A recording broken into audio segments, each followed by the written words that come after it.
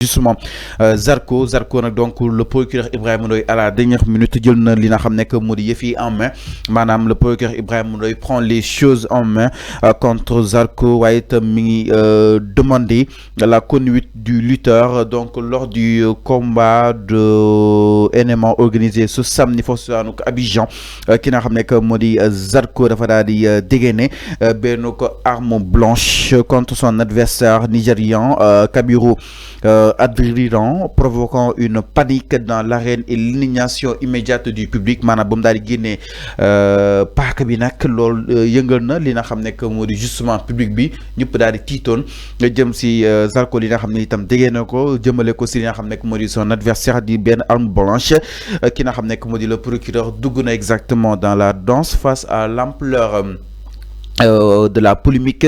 La justice sénégalaise n'a pas tardé à réagir. Donc selon Libération bi nga xam ni itam tey jii moo ko daal di joxe boobu de information ni le procureur Ibrahima Ndoye s'est saisi du dossier en demandant la conduite du lutteur. L'affaire a depuis été confiée à la division des investigations criminelles pour une enquête approfondie. La vidéo de l'incident devenu viral montre Zarko sortir un objet tranchant pour poignarder Kabiru Adrian.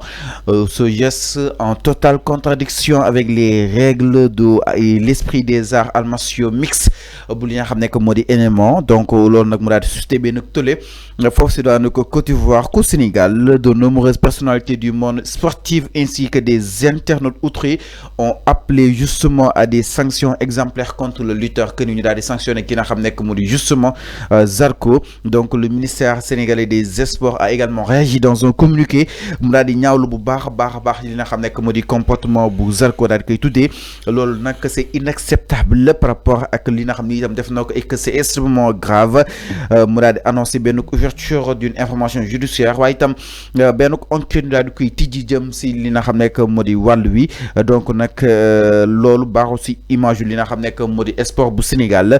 Le signalement transmis par maître Pape Kane évoque des faits susceptibles de troubler l'ordre public et de porter atteinte à l'intégrité physique d'un sportif dans le cadre réglementé. S'appuyant sur ce document, le procureur Ibrahima Ndoye a engagé la procédure judiciaire au Sénégal, bien que les faits se soient déroulés en Côte d'Ivoire. Ma xam sax coow li Côte d'Ivoire la daal di xewee waaye ki nga xam ne que moo di justement Ibrahima Ndoye bëgg nañu daal di topp ki nga xam ne que moo di Zarko fii Sénégal. Alors Arfan naka na daal di jàngatee justement par rapport ak li nga xam ne que moo di mbir mi jëm si mbiru li nga xam ne que moo di Zarko au-delà de ta casquette de journaliste tu es un sportif exactement du mbir foot na koy def fii Sénégal. Est-ce que lii Zarko def honoré na suñu image ba procureur sàkku ay poursuites fii Sénégal Arfan? Oui, j'ai lu Zarko le mois. Il n'avait pas l'intention de le poignarder. Donc, Zarko le wax. Mais je crois que même malgré ça, les témoignages, l'image, surtout les images qu'on va juger, il n'avait pas le droit de brandir une arme blanche. Donc, donc il faut qu'on se dise la vérité. C'est un lutteur sénégalais. On se doit de le défendre qu'il les compétitions donc internationales. Mais il faut dire que selon l'image, le fait de brandir un couteau, même s'il dit qu'il n'avait pas l'intention de le poignarder, mais il n'avait pas le droit. Il faut commencer par condamner le fait qu'il n'avait pas le droit de sortir une arme blanche. Il n'avait pas le droit. Donc, bala ngay ñëw ci les faits, amna intention wala amul intention. Tu condamnes d'abord l'acte, le fait de sortir un couteau. Donc lolu c'est pas autorisé. Donc dans le sport sport de combat, c'est pas autorisé. Même avec les arts martiaux, il y a une catégorie d'armes yo xamantene peut-être mom lañuy légaliser, mom lañuy utiliser. Donc les arts de ski et autres. Mais dans un combat de lutte, tu dis que tu sors un couteau, après on te demande, tu dis non, je n'ai pas l'intention de le poignarder, mais juste peut-être de ko bëgg tiital wala kii. Zarko, il faut arrêter quand même. Mënuñu la woo ci xaal ci comme on le dit ci wolof ñu sént la ci gaal xaj nga ñu fekk la fa parce que ci les événements de mars Zarko a été cité ci le recrutement des nervis dans le banditisme bi nekkoon fii bi amoon fii de mars 2021 à juin 2023 ils ont cité le nom de Zarko qui le recrutement des nervis. Ñu ne Amadou Sall tout ça Amadou Sall tout ça. Et il a essayé de résister moom Zarko ne moom bokkul ci nervi.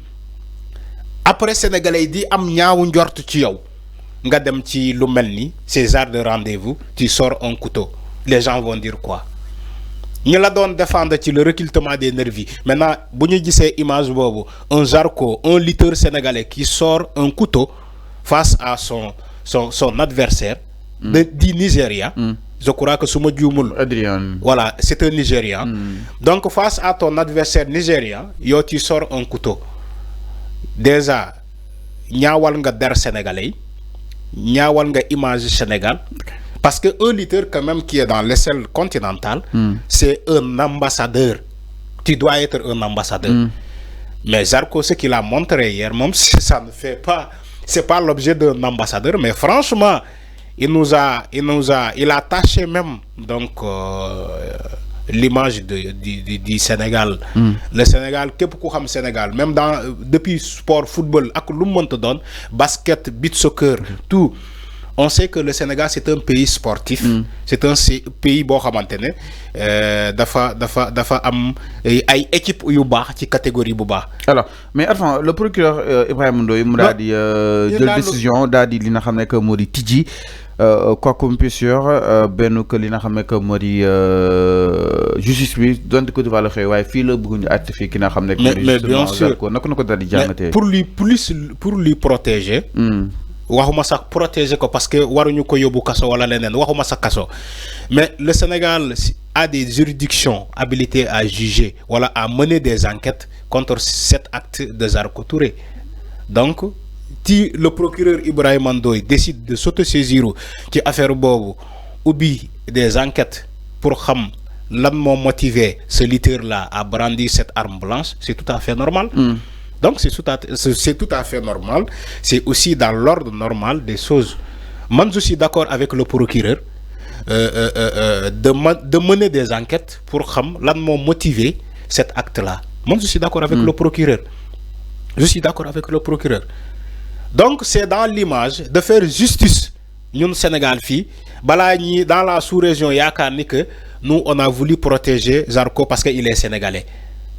Est-ce que comprendre nga dans le souci de bien faire moo tax nga gis le procureur de la République ne day ubbi une information judiciaire à partir du Sénégal mener des enquêtes pour xam Zarko Touré lan moo ko motivé ci loolu.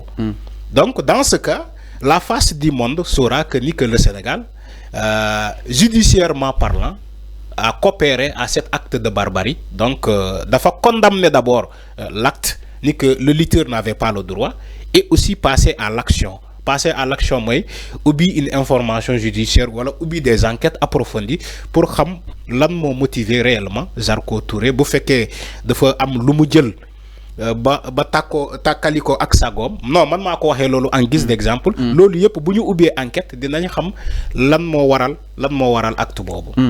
Alors mi ngi noonu exactement mu nekk ay benn que li nga xam ne que moo di enquête boo xam ni itam ñu koy daal di xaare nii donc ki nga xam ne que moom justement Zarko Touré li nga xam ne que moo di yan ak wala yanal taxaw na si li nga xam ne que moo di camp pour daal di koy leeral ba mu daal di leer nañ alors ndax ñu itam si leneen bokk yi sans plus tarder ginnaaw loolu jëm si li nga xam